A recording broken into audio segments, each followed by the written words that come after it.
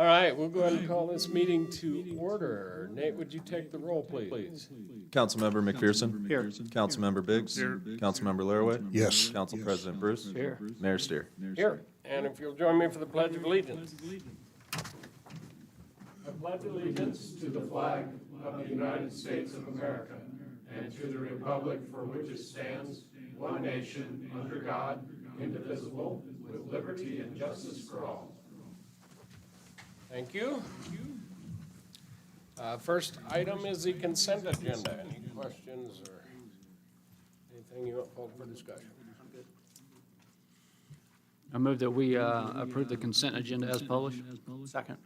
Motion's made and seconded. Is there any discussion on that motion? Nathan, would you poll the council, please? Councilmember McPherson? Yes. Councilmember Biggs? Yes. Councilmember Laraway? Yes. Council President Bruce? Yes. And that motion carries. And that takes us to public comment. I did have a couple people sign in. Michael Rocco, if you would just state your name and address for the record, please. Thank you, Mayor and City Council. Michael Rocco, 1286 East 40th Street in Cuna, Idaho.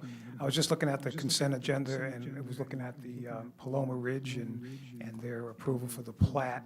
And I just wanted to remind the City Council that's a Toll Brothers development. Obviously, they're going to continue to move forward. Annexation's been long approved.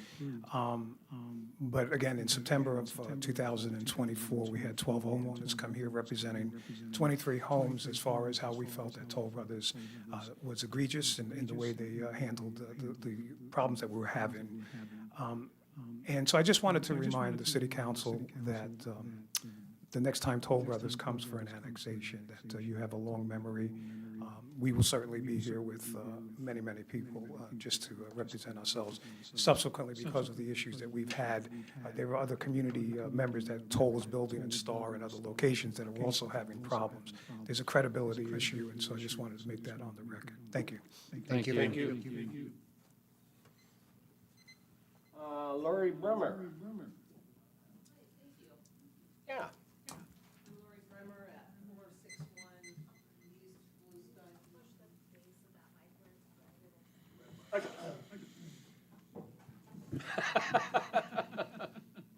Thank you. I'm Lori Bremer at 461 East Blue Sky Drive here in Cuna. My husband and I and son have purchased a home here, and we just had our first year as of this past November. So we've seen a few seasons, plus we've owned in Nampa as well. So we're familiar with the irrigation situation.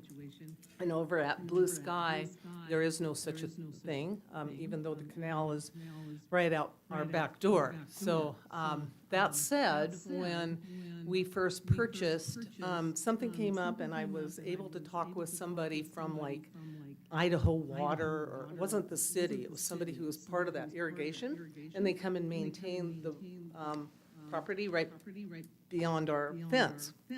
Well, unbeknownst to us, and probably our realtor, we own the property and half into that canal. And I thought that was really interesting. We can't build on it, can't plant anything, and it's okay. It's a mutual agreement where they come and mow, and we have this property that we basically do nothing with. However, because there's an ownership involved with it, I called our State Farm Insurance in Washington State and asked them about this, and of course they had to get back to me because Western Washington doesn't have canals. Eastern Washington does. So it was new to even our insurance company.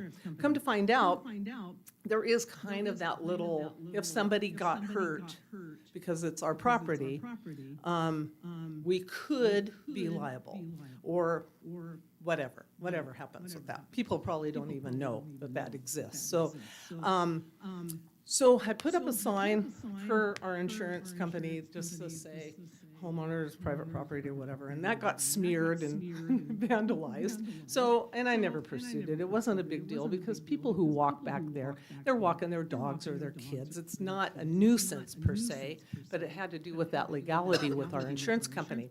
So I was wondering, since my sign was ineffective, maybe the city of Cuna can put one up that says, hey, welcome, like walk this, be responsible, or walk on the other side. I don't know who owns it on the other side of the canal. We're willing to, I mean, it's not, it sounds really petty, but when it comes to people being injured, yeah, you know how it is. So we were wondering if the city could help by posting a little sign that says, homeowners property, thank you for being responsible. Enjoy, be responsible, something like that. And that would kind of suffice our insurance company, I guess. The other thing that we have concern about is apparently there's something about maintaining our sidewalks from weeds and grass and stuff. Totally fine with that. But we would like to know how we do that. I bought a couple tools, and whatever is growing up in between the cracks is really new to me, as well as some of the bugs, because I'm from a different geographical area. So these weeds, whatever they are, they won't come out, and I don't want to use chemicals. So if the homeowners are responsible for this, could potentially be fined, then I want to be on your payroll. Okay? And then there's some kind of Ma'am, tool ma'am. that they came and, Ma'am, that was your time when the buzzer went off, if you want to finish up your comments. okay. Thank you. Thank you. There's some kind of tool that was left behind when the power company came in with their contractors and marked up sidewalks and streets, and it's still there by our garbage cans, so it'd be nice to have that removed, so. Anyway, thank you for your time. Okay, Appreciate it. Let me know what I can do. So I'll get your name and address, we'll get a hold of you, and we'll walk you through some of this and figure out what we can do to help. Absolutely, thank you. Appreciate it. That's all I have signed up. Was there anybody else who wished to address council? Okay. Oh, okay, that's fine.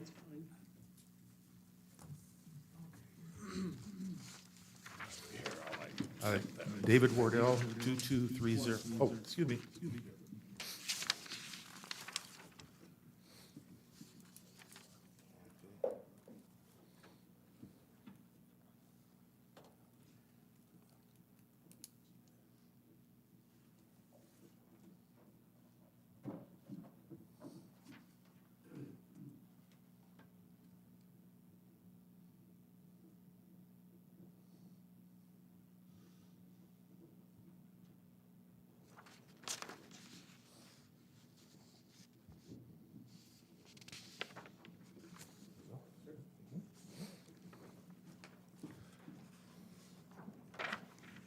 Thank you very much. You may go ahead. Thank you. Do I need to start with name again? Go ahead. Okay. David Wardell, 2230 East Condor Lane in Cuna. My concern is a new building that's being built right now adjacent to the commercial tire building off of Meridian. And I believe I've sent a letter to each of you regarding this, but I thought I'd come in and make it official, I guess. As I was driving by this building at 55 miles an hour, and that building is at least 150 yards away from the road, I was able to ascertain that the entire exterior of the building is being put on incorrectly. And just to give you a quick background, I hold 5 inspector's certificates issued by the ICC. So I understand what's going on there. The code calls for that mandatory inspection of the lath, which is the wire works that go on before the cement goes on the stucco, for the stucco.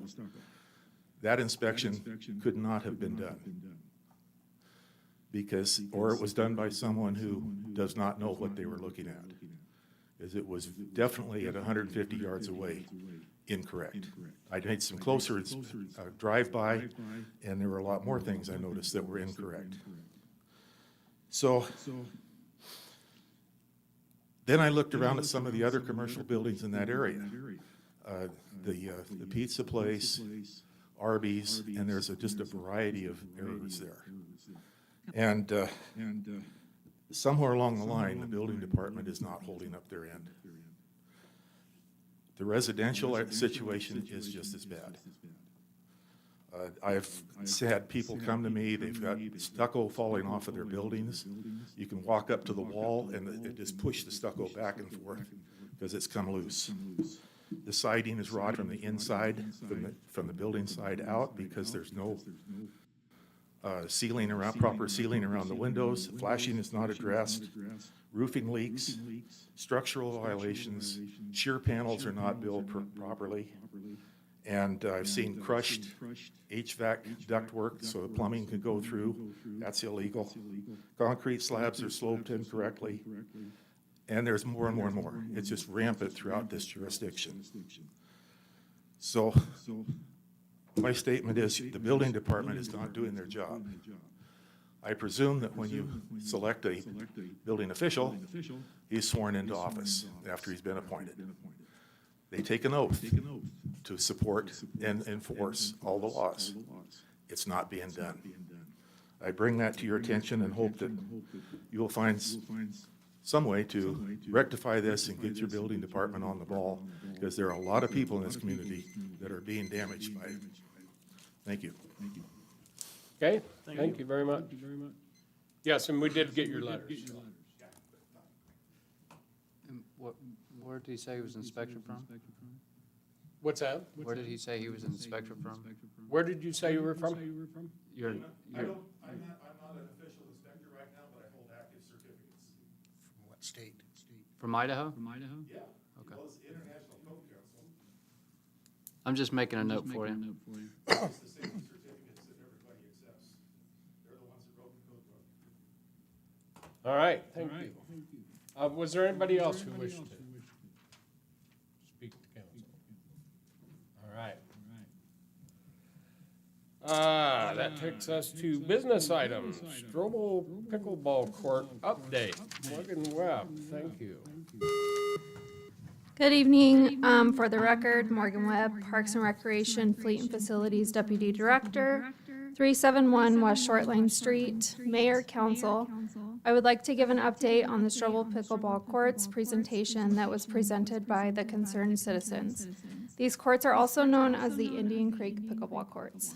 After receiving the information regarding the courts, our team started to look into what we could do to make improvements to the landscape, fencing, nets, and the court surfacing. For the landscape improvements, we will be removing the landscape around the courts. This will help eliminate shrub debris and the bee problem. We will also be replacing the ground material with a medium-sized rock that will stay in place and not transfer onto the courts.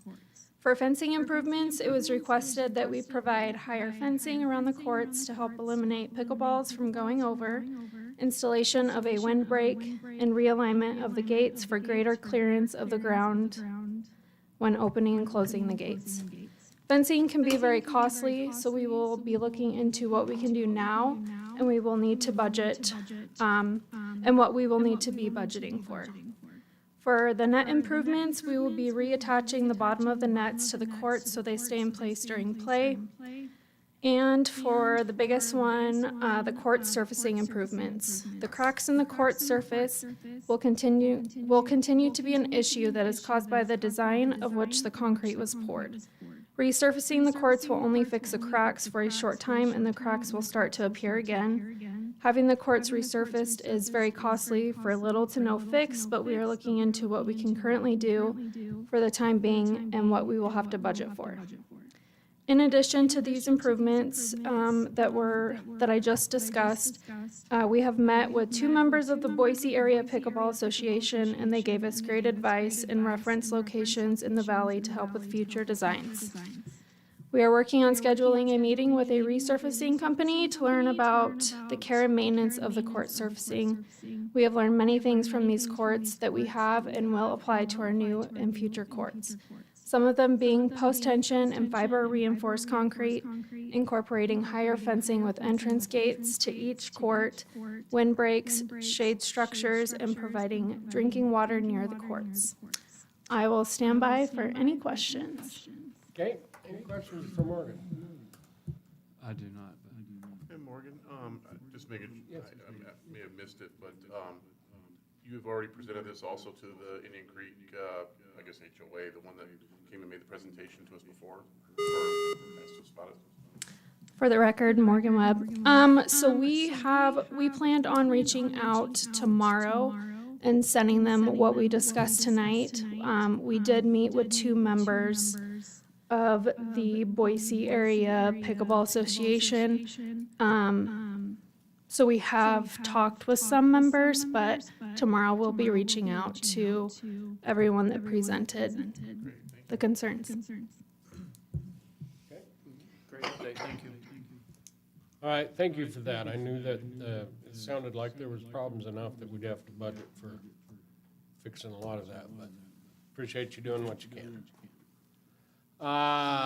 Chief Mike Fertusko for a contingency request. Good evening, Mayor Steer, City Council members. For the record, Mike Fertusko, Chief of Police, City of Cuna, 793 West 4th Street in Cuna. Due to recent information that has been brought to my attention, I'm requesting $20,000 of contingency money for overtime. This allocation of funds would be invoiced by the Ada County Sheriff's Office and sent to the City of Cuna for reimbursement. The money will be used for additional law enforcement staffing from July 28th, 2025 through July 31st, 2025. I have been notified the Hells Angels Motorcycle Club will be arriving in the City of Cuna on July 28th and utilizing the Crooked 8 Event Center to host their national run. This can bring anywhere from 400 to 800 Hells Angels, plus support personnel and smaller motorcycle clubs to the City of Cuna. Cuna police are currently staffed for their normal patrol shifts and handle day-to-day calls for service, but would not be able to handle the large influx of motorcycle clubs if issues do arise. It is my intention to continue to enforce all traffic laws while they are in our city and make sure all citizens and visitors can enjoy what the city has to offer. The $20,000 estimate will cover the fully loaded overtime rates of additional staff for the 4 days the Hells Angels are visiting our city. The deputies utilized for the event will be outside of our normal staffing plan for Cuna Days, which starts on August 1st. I will stand for any questions. Okay, questions for Chief? Oh, yeah. Where to begin? Chief. Please understand there's some things I will not be able to answer. I understand that. If Cuna Days is putting on Cuna Days, the Chamber of Commerce and all the businesses pay for your overtime. Why isn't the Crooked 8 paying for your overtime? Councilman Laraway, for the record, Mike Fertusko, Chief of Police, City of Cuna. This overtime that we're asking for is not for us to be staffed at the Crooked 8 Event Center for their event. This overtime is for the city itself, if that makes sense. Well, aren't they in the city? That is correct, but we won't be at their event. This staffing is for anything that occurs around the city. And to be honest, the Chamber of Commerce does not pay for our overtime for Cuna Days. Correct. I guess, if it's, and you've heard this term before, if it's predictable, it's preventable. Why doesn't the Ada County SWAT's free? Narcs are free. Why aren't they preventative in helping out on this? Councilman Laraway, Chief Fertusko, City of Cuna. This is the City of Cuna issue. This is inside the city. That doesn't mean that the county will not be assisting us. I don't want to get in details on what we're doing, but just know that the county is going to be assisting. I believe it is an Ada County issue. It's not going to stay in Cuna. We all know that. And I understand the sheriff's position. But it just seems like this is falling in our lap. And I don't know what permits were required for them to hold this event. Alcohol permits, whatever permits there are. I don't know who approved it. But I don't, this is, could you imagine what it sounds like when we're given $20,000 for the Hells Angels? It just doesn't taste very well. That's just opinion. Councilman Laraway, Chief Fertuzgo, I understand that it is quite a bit of money. It is a 4-day event, and I agree it's not just going to be a city of Cuna, but I'm specifically looking at the city of Cuna. I'm sure the city of Meridian's going to look at the city of Meridian, Boise's going to look at the city of Boise, and unincorporated, like I said, will also assist us. I just don't want to get into those details in an open forum like this. I understand, and I have full faith in you. These are not critical questions towards you. These are just situational things that I think that should have been looked at and not put in your lap solely. Councilman Laraway, just for clarification, this was just found out in the last month. This was not a planned event. This was brought to us recently, and we've been working on it since we got the information. This was nothing that was planned, that we knew about, nothing that anybody knew about, it just was sprung on us, for lack of better terms or words. And I don't know if you can answer this. Are there other agencies assisting or being involved? Councilman Laraway, I'd rather not answer that, thank you. I understand. Nate, can you give us a little synopsis of how the special events work on private property? Yes, Nathan Stanley, city clerk. So the Crooked 8 has not applied for a SEP, which is a special event plan permit. I don't imagine they will. SEPs are required if there's 500 people or more. They're not going to tell us what the exact number of people are. It would be up to the individual who is renting out the space, unless the Kitkas or Cody, the Crooked 8 Event Center, is supplying alcohol. They would need to acquire a catering permit to expand their footprint from their bar that's inside the barn area. But we haven't heard anything yet. And I guess follow-up, excuse me, is what I worry about is if they don't require an alcohol permit, and according to this, we're assuming they're going to be 400 to 800, which is going to be exceeding the 500. It would be harder for us to step in and try to shut them down if we find alcohol. It's going to be harder than to prevent this. Councilman Lowe, I think it's going to be hard to prevent regardless. But yes, that's kind of where we sit, is we have to be in communication with Cody and figure out what his plan is and go from there. Okay, thank you. Okay? Further?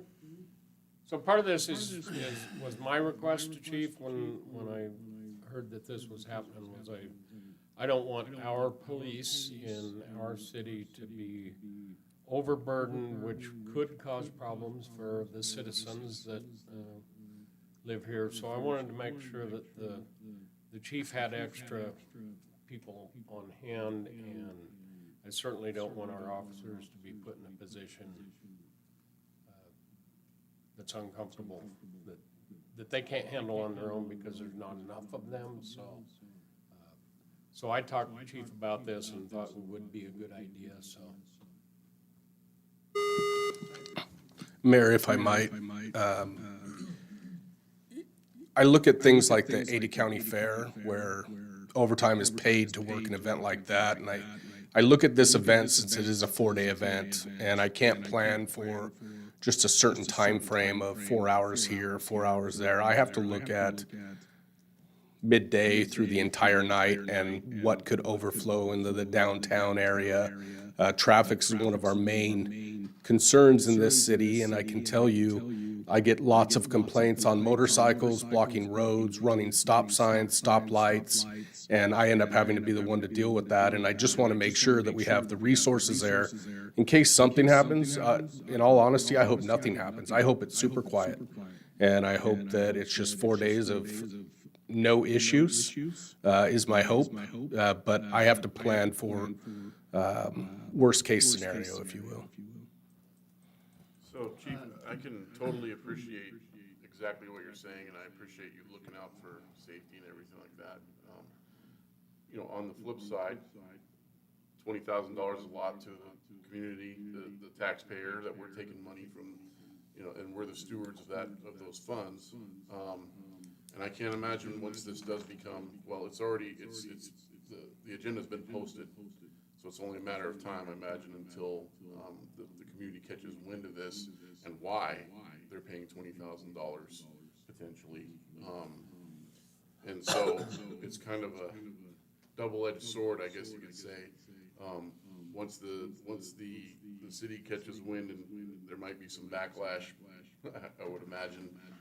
I don't know necessarily against the Crooked 80 or the city for that matter. So I guess I'm a little conflicted. I have a question. Yeah, go ahead. For Mark.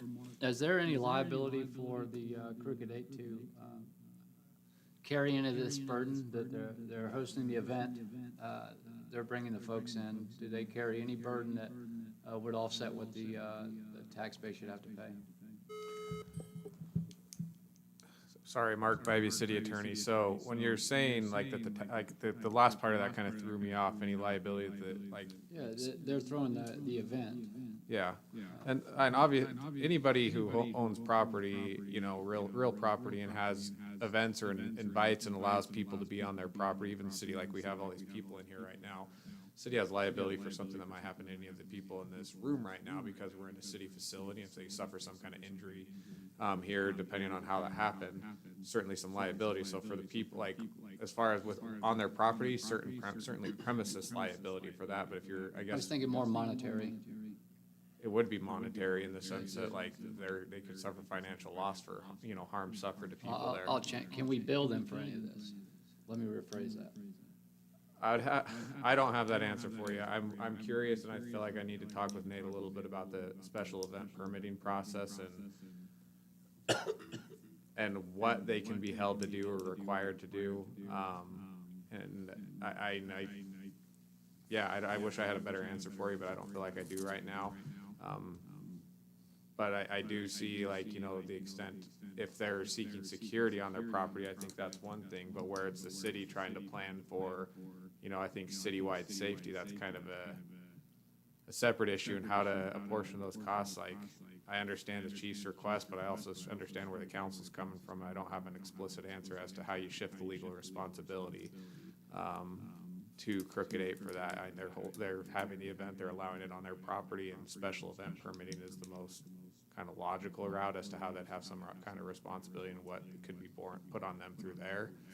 But I'm not saying I know that to be the case, that we can push some responsibility onto them for this through that. I just would have to take a look. So the special event permit is designed such that if someone's having a large event, they are required to come to the city and fill out that, so that if there's extra levels of security needed, or whatever the case may be, if they're gonna have alcohol licenses or any of that, we know about it, the police can know about it, fire can know about it. But what we don't do is generally is to get into people's private business, so. Yeah, I understand. Otherwise, we're knocking on the doors of people that are having Super Bowl parties when they have excessive cars out. And we don't wanna do that, we don't wanna overstep that bound, so that was what the special event permit is designed to do. Obviously, we can't make people come in and be honest about it and say they're gonna do all these things, but, I think there's a little difference in we're not having 800 people on motorcycles at the Super Bowl party. well, But I get what you're understand saying, that, but right? they I may not understand. either. Right. You know, this is all estimates, so. I mean, we don't want know. the community to be safe either way. That's the case, is we need to just make sure people are safe and, without overstepping, so. You know, Mayor, if I another might. thing to add into this is, we're six one way, half dozen the other. Yeah. If we deny this, we put the community at risk. If we approve it, we look like, to me, I feel like a hypocrite approving this. to protect the Hells Angels, or should I say protect the community from the Hells Angels, that I don't believe should have been here in the first place. That's just my opinion. So I don't know if they drew a permit or not.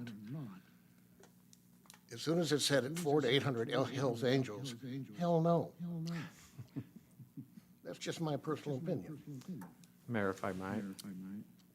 Yeah, Mark Bybee, city attorney. And so some of what the conversation I'm hearing that like this is, have similar conversations with this like private clients, obviously not about a Hell's Angel event, but it's like there's, you know, fear or belief of maybe somebody's gonna get engaged in wrongful conduct, I think is kind of what's going on here. And it's like, you know, I'll have clients come to me and seek a civil remedy of how do I prevent wrongful conduct? And it's like, I'm short of, you know, being able to enforce police power, you really can't prevent wrongful conduct. People that act wrongfully, like they're not really necessarily regarding, you know, rule of law or other things in place. They behave that way, and that's why I think it's identified as wrongful and why we have, you know, laws in place to, I guess, penalize that conduct. But there's some people who just choose to behave in that manner. I'm not saying that we know that this group is gonna do that. I understand the apprehension, and I'm trying to be careful to say, I don't know that they will do anything like that.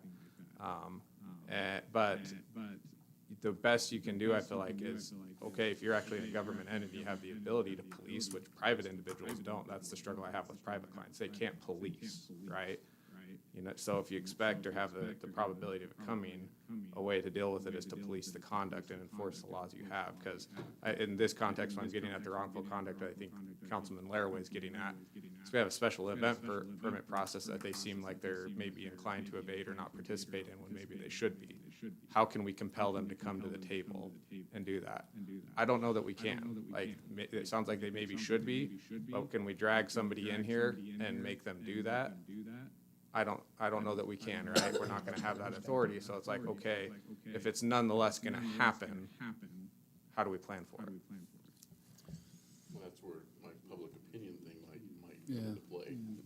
Well, well, and I can assure you that the chief is doing everything that he Oh, yeah. can to make the proper contacts and have communications and all of that, but again, we're at a point where we don't know, and so. I don't have any other questions. Do you? Yes, yeah. One more thing, Nathan Stanley, city clerk, they still have plenty of time to apply for a permit. So this is not saying that they're not planning on applying for the permit. The permit has to be submitted 21 days before the event. So we don't even know if they're having the event. We haven't heard anything in my By perm- office by permit, directly. we don't know yet. Correct. So, wait.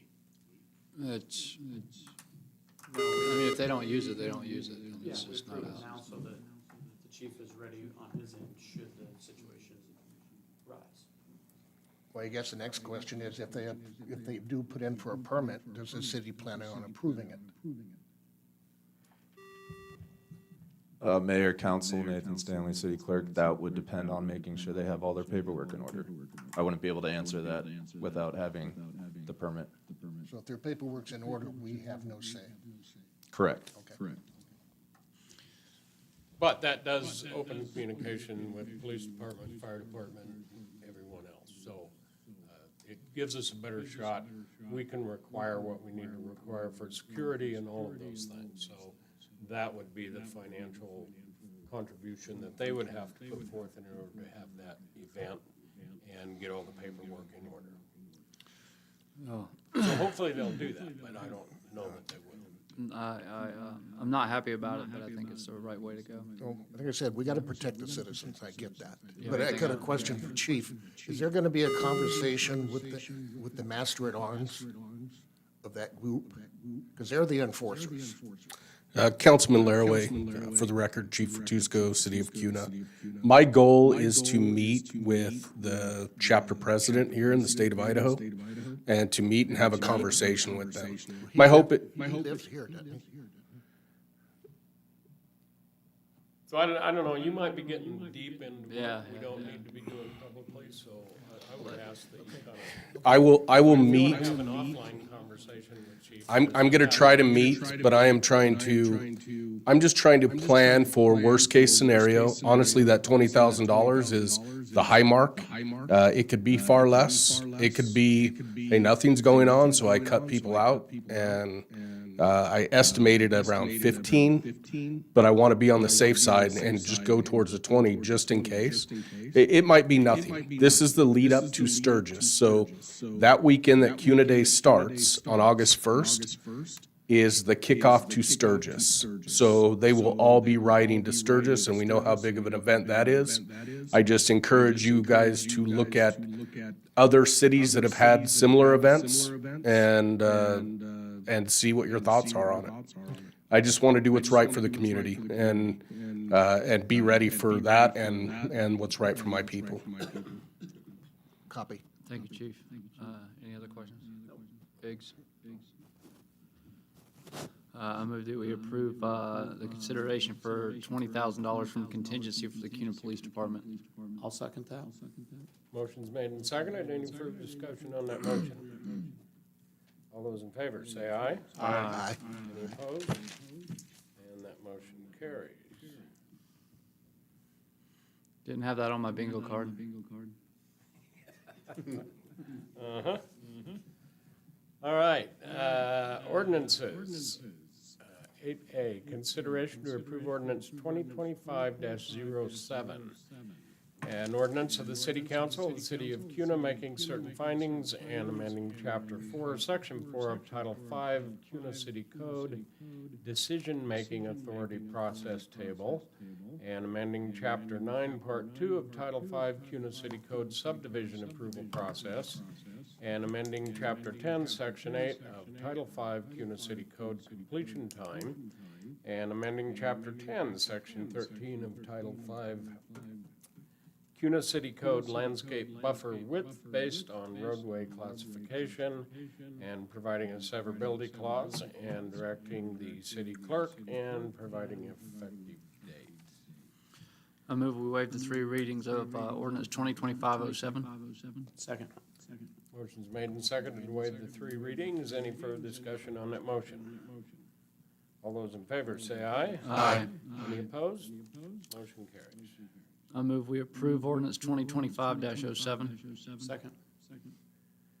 Motion's made and seconded for approval. Is there any further discussion on that motion?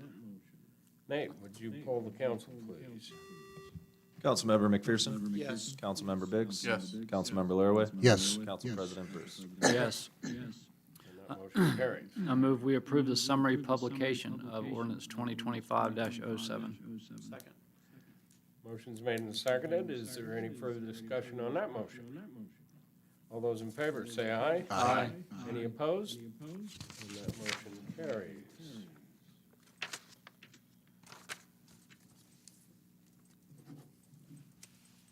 Let's see. Consideration to approve ordinance 2025-08, a municipal rezone ordinance of the City Council of the City of CUNA, making certain findings and rezoning certain property to wit Lot Ada County parcel numbers R3375420100, R3375420200, owned by Hagler Living Trust, 73024, and parcel number R3375420300, owned by Danny E. Hagler, situated within the corporate limits of the city of CUNA, Ada County, Idaho, and amending the zoning map and directing the city engineer and city clerk, and providing an effective date. I move we waive the three readings of ordinance 2025-08. Second. Motion's made and seconded. Any further discussion on that motion? All those in favor, say aye. Aye. Any opposed? And that motion carries. I move we approve ordinance 2025-08. Second. Motion's made and seconded for approval of the ordinance. Is there any further discussion on that motion? Nathan, would you poll the council? Councilmember McPherson? Yes. Councilmember Biggs? Yes. Councilmember Laraway? Yes. Council President Bruce? Yes. And that motion carries. We have no need for an executive session. Anybody Anybody have anything they would wish to announce? I know it's spring break, so if you know anybody that wants to visit the Capitol, they still have tours available, so if you know anyone, Okay, I know someone. yeah, you can send them down. We should job shadow him. Yeah, all three of us? Why not? You won't Do be you- entertained. Do you have an idea of when they're planning on adjourning? Well, they hope to be out of there by the end of the month, so. We've got several budgets left, but other than that, JFAC's just fighting back and forth over it. Okay. That's kind of what I'd heard, but, Yeah. all right. Well, with that, meeting adjourned. Thank you. Thank you.